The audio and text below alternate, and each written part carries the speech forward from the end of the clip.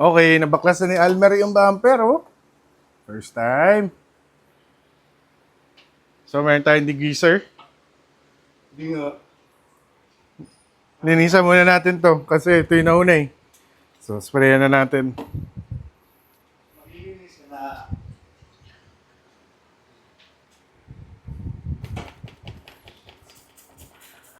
Okay, may host dito. Nagdidilig lang naman tayo dito ng halaman. Okay, tanggal na ni Armer yung dalawang fan. So, sige, spare mo na ng degreaser. Yan. Minsan lang mabaklas yung bumper, linisan na natin lahat.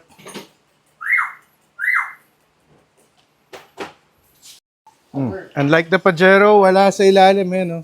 Ang linis. Oh, wag muna, papakita yung dumi. Linisan mo na lahat yan. Pulutin mo yung dumi.